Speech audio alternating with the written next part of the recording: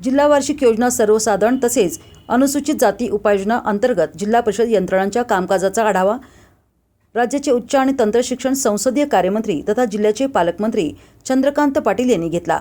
यावेळी त्यांनी मंजूर कामे तातडीने पूर्ण करावीत, कोणताही निधी परत जाणार नाही याची दक्षता घेऊन कामकाज करावे अशा सूचना यंत्रणांना दिल्या।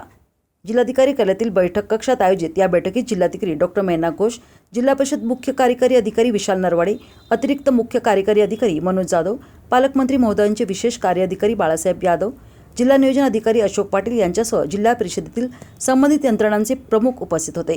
पालकमंत्री चंद्रकांत पाटील म्हणाले, जिल्हा वार्षिक योजनेतून ग्रामपंचायतींना जनसुविधा, नागरिकांच्या शिक्षण, रस्ते, पाणी यासारख्या मूलभूत गरजा पूर्ण करणारी कामे करण्यास प्राधान्य द्यावे। सन 2025 आणि 26 मध्ये वितरित करण्यात आलेला निधी विहित वेळेत खर्च करण्याची दक्षता घ्यावी। प्रत्येक विकास कामांचा युनिक ID काढणे शासनाकडून बंधनकारक करण्यात आले आहे। त्या अनुषंगाने सर्व यंत्रणांनी कारवाई करावी।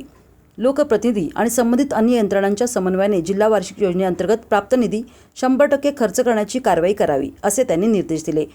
बैठकीत पालकमंत्री चंद्रकांत पाटील यांनी जनसुविधा, नागरी सुविधा, क वर्ग तीर्थक्षेत्र, ग्रामीण रस्ते, इतर जिल्हा मार्ग रस्ते, प्राथमिक शाळा, वर्ग खोल्या बांधकाम आणि दुरुस्ती, प्राथमिक आरोग्य केंद्र बांधकाम आणि दुरुस्ती, जलसंधारण, महिला आणि बालकल्याण आदी यंत्रणांच्या सन 2025 आणि 26 च्या प्रशासकीय मान्यता झालेल्या कामांच्या प्रगतीचा आढावा घेतला।